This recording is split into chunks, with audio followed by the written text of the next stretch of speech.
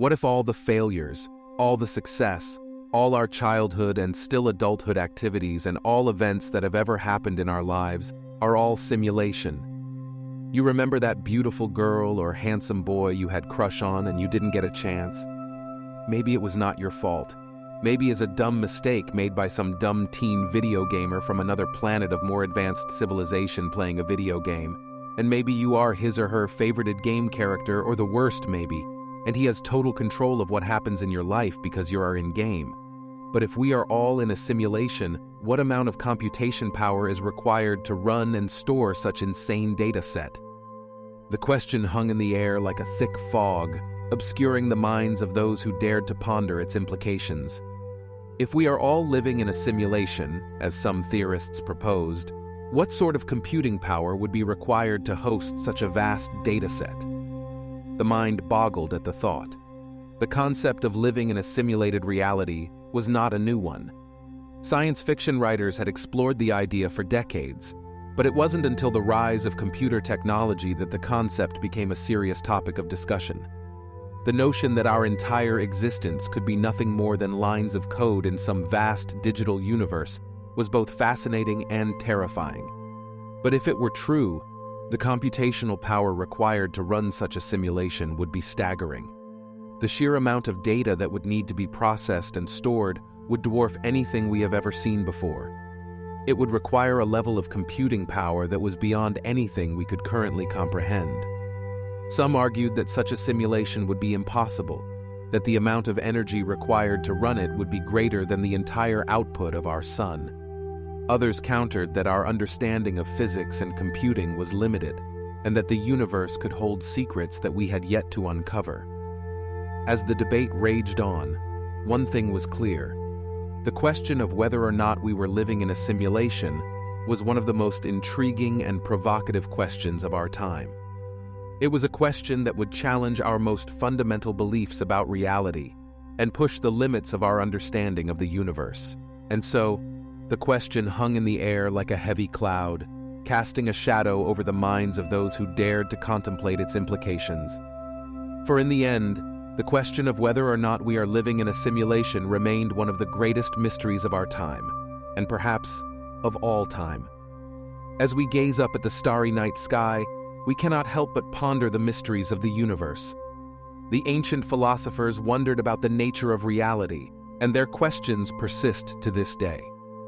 One of the most intriguing modern theories is the simulation hypothesis, the idea that we are living in a computer-generated reality. At first glance, this theory may seem far-fetched. After all, how could we be living in a simulation? But the more we examine the evidence, the more compelling the theory becomes.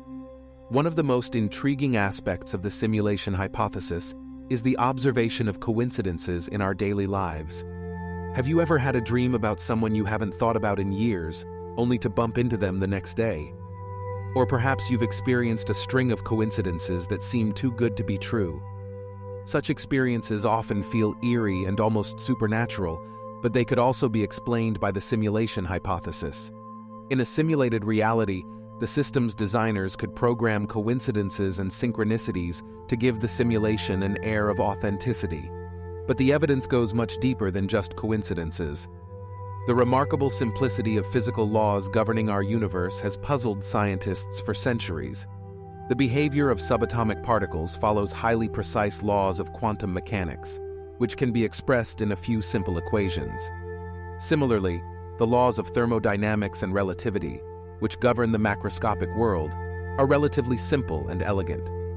While there is no direct evidence that the universe is a simulation, its apparent simplicity suggests that it could be the result of a highly efficient computer code. Moreover, recent advances in computer technology have shown that simulating complex systems like the universe is becoming increasingly feasible. As we develop more powerful computers and algorithms, we can simulate more complex systems with greater accuracy. It is possible that future civilizations will be able to create simulations that are virtually indistinguishable from the real world. Perhaps one of the most striking pieces of evidence for the simulation theory is the discovery of glitches in our reality that resemble errors in a computer program. One of the most famous examples of this is the Mandela effect, in which large numbers of people remember a particular historical event differently from how it actually occurred. For example, many people remember the death of Nelson Mandela in the 1980s, despite the fact that he actually died in 2013. Such glitches could be interpreted as a sign that we are living in a simulation and that its creators are tinkering with the code.